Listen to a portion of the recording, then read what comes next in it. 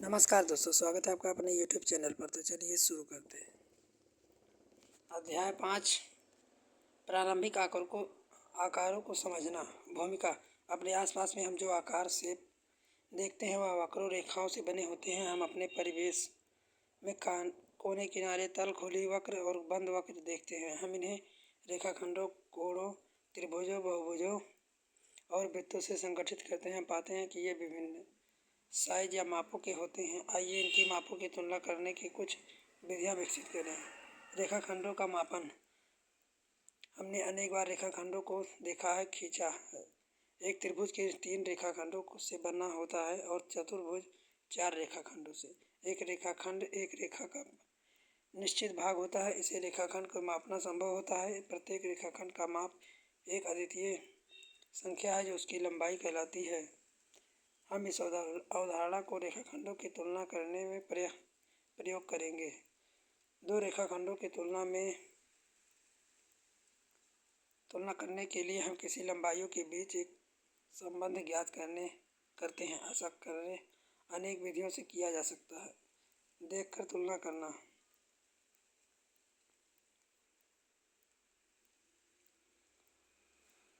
आप देख सकते हैं कि रेखाखंड AB बड़ा है।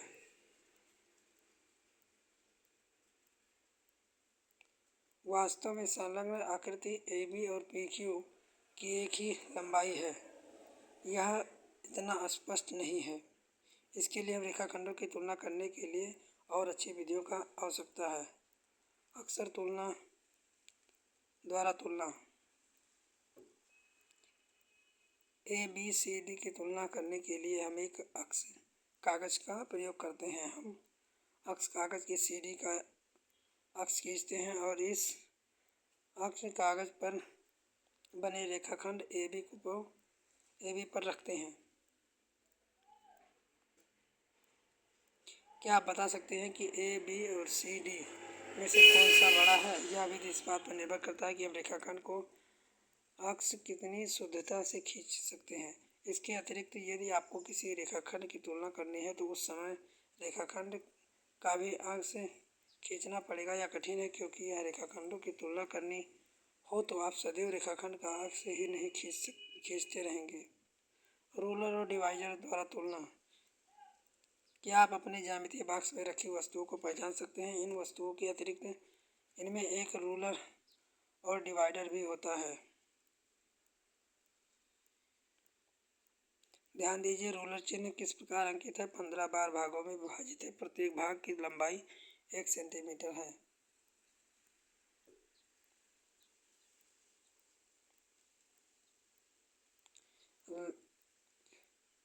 AB 5.8 सेंटीमीटर लिख सकते हैं। सोचिए, चर्चा करें और लिखिए।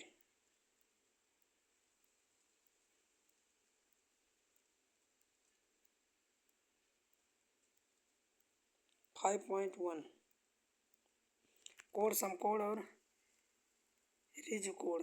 अपने भूगोल में दिशाओं के बारे में सुना होगा। हम जानते हैं कि चीन भारत के उत्तर में, श्रीलंका दक्षिण में, और यह भी जानते हैं कि सूर्य पूरब की उदय होता है और पश्चिम में डूबता है। कुल मिलाकर 4 दिशाएं हैं।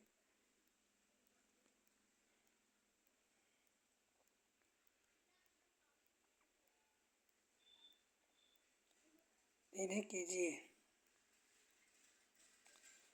उत्तर से दक्षिण एक घुमाना। उत्तर की ओर मुंह होने से दक्षिण की ओर मुंह होने तक घुमाने में आपको समकोण घूम गए हैं। क्या आप दो कोणों को एक घूर्णन के बराबर नहीं कर सकते हैं? उत्तर से दक्षिण तक घूमना दो समकोणों के बराबर घूमना है। एक ऋजुकोण कहते हैं। NS एक सीधी रेखा है।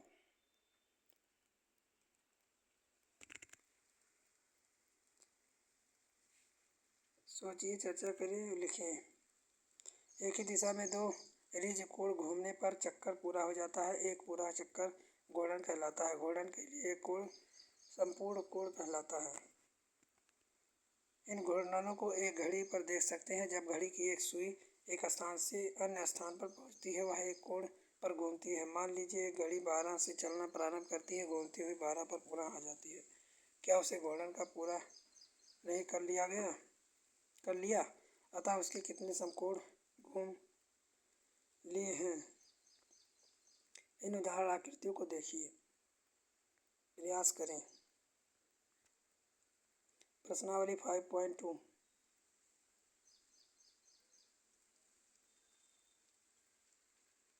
कोण, न्यून कोण और अधिक और प्रवृत्ति। हमने देखा है कि समकोण और एक ऋजु कोण का अर्थ क्या है,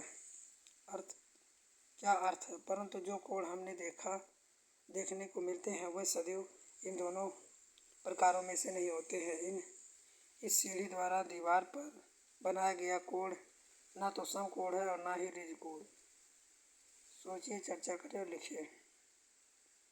क्या आप बड़ाई के वर्ग देखा है? यह अंग्रेजी वर्णमाला के अक्षर एल जैसा होता है, वह इसके समकोण को जांच करता है। आइए हम समकोण की जांच के लिए किसी एक प्रकार के टेस्टर को बनाएं। प्रयास करें।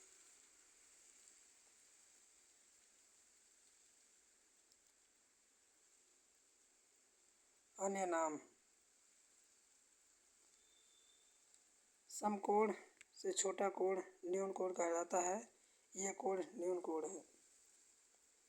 यदि कोई कोण एक समकोण का बड़ा और ऋजु कोण से छोटा है तो वह एक अधिक कोण कहलाता है। एक प्रवृत्ति कोण एक ऋजु कोण से बड़ा होता है और संपूर्ण कोण में से छोटा होता है। यह आकृति में दर्शाए गए प्रकार होता है। अपने जो इससे पहले आकृतियाँ बनाई थी उस प्रवृत्ति कोण बने थे क्या, इसकी जांच किस प्रकार करेंगे? प्रयास करें। 5.3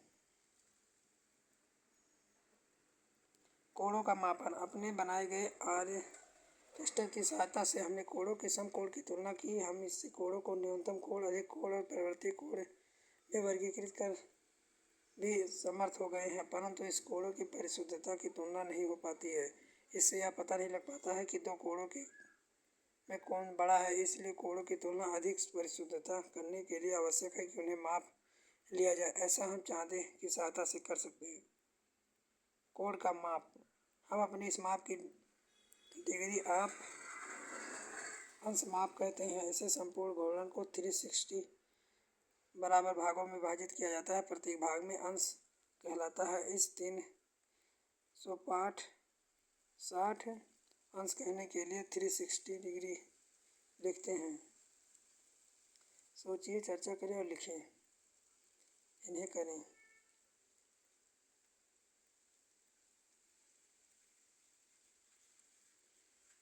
चाँदा। आपके ज्यामिति बॉक्स में आपको चाँदा बनाया गया होगा। इसके वक्रीय किनारे के 180 बराबर भागों में विभाजित किया गया है। प्रत्येक भाग अंश डिग्री कहलाता है। इस पर चिन्हित दाईं ओर से बाईं ओर से प्रारंभ करके क्रमशः बाईं या दाईं की ओर 0 से 80 डिग्री तक लगे होते हैं।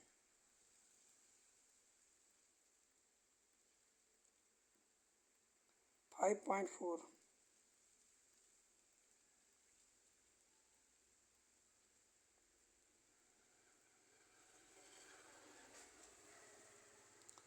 लंब रेखाएं।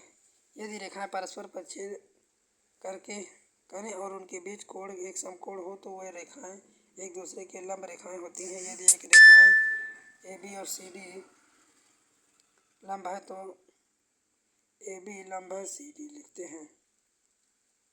सोचिए, चर्चा करें और लिखें।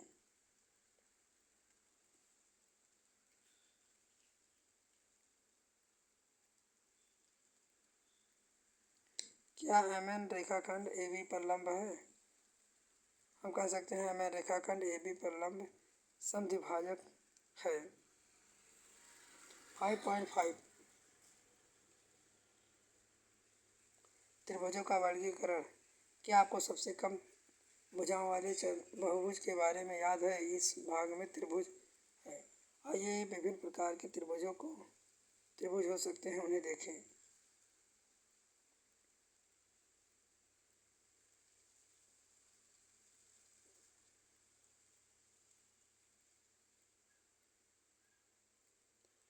भुजाओं के आधार पर त्रिभुजों का नामकरण। एक त्रिभुज जिसकी तीनों भुजाएं बराबर नहीं होती हैं विषम त्रिभुज कहलाती हैं। एक त्रिभुज जिनकी दो भुजाएं बराबर होती हैं समद्विबाहु त्रिभुज कहलाती हैं। तीन भुजाएं बराबर होती हैं समबाहु त्रिभुज कहलाती हैं।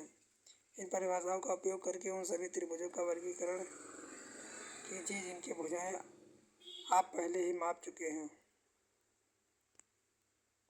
कोणों के आधार पर त्रिभुजों का नामकरण।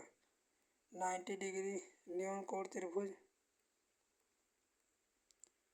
यदि कोई कोण समकोण हो तो उसका त्रिभुज एक समकोणीय त्रिभुज कहलाता है। 90 डिग्री से अधिक हो तो वह अधिक कोण त्रिभुज कहलाता है। 5.6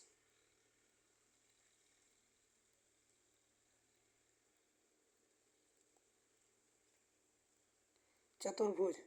आपको याद होगा कि चार भुजाओं के बाद बहुभुज एक चतुर्भुज कहलाता है। इन्हें कीजिए।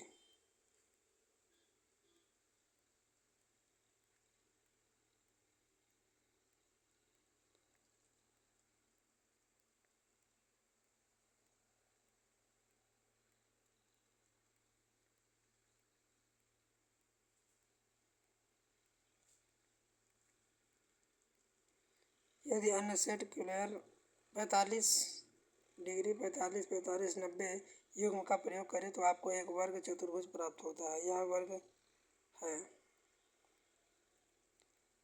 यदि आप 30 डिग्री 60 सेट स्क्वायरों को आकृति में दर्शाए गए अनुसार एक अन्य स्थिति में रखें तो आपको समांतर चतुर्भुज प्राप्त होगा। यदि आप 30 डिग्री 60 सेट स्क्वायर का प्रयोग करें तो आपको एक समचतुर्भुज प्राप्त होगा। 5.7 बहुभुज।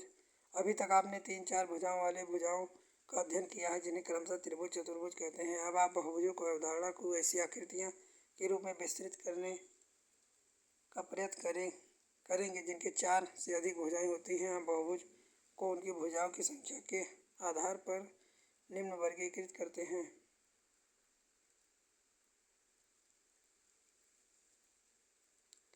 प्रश्नावली 5.8 त्रिविमीय आकार। यहाँ कुछ आकार दिए गए हैं जिन्हें आप दैनिक जीवन में देखते हैं। प्रत्येक का आकार ठोस सॉफ्ट आकार नहीं है। एक गेंद गोल, आइसक्रीम शंकु,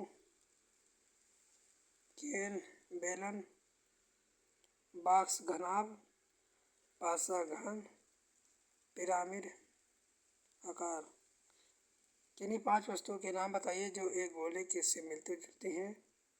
किन्हीं ऐसी 5 वस्तुओं का नाम बताइए जो एक शंकु से मिलती जुलती हैं। फलक, किनारे और शीर्ष। अनेक त्रिविमीय आकारों को हम उनके फलकों की किनारों शीर्षों की सरलता से पहचान कर सकते हैं। इन तीनों पदों अर्थात फलक, किनारे और शीर्ष से हमारा क्या तात्पर्य है?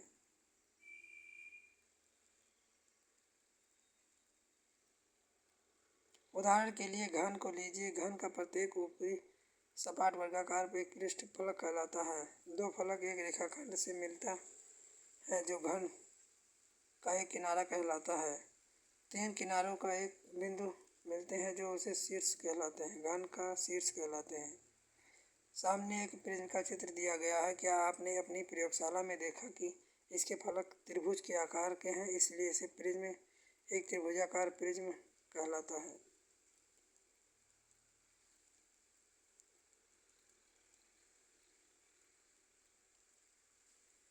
बेलन, शंकु और गोले में कोई सीधा किनारा नहीं होता है। शंकु का आधार क्या होता है? क्या यह वृत्त है? लेकिन यह आधार भी एक वृत्त है। लेकिन बेलन का ऊपरी सिरा आधार जैसा एक समवृत्त है। निसंदेह गोले का कोई फलक नहीं होता। इसके बारे में सोचिए। इन्हें कीजिए।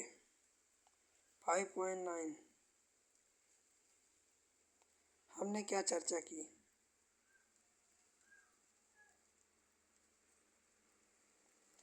लाइक सब्सक्राइब करें, अपने दोस्तों के साथ शेयर करें। तब तक के लिए जय हिंद, जय भारत।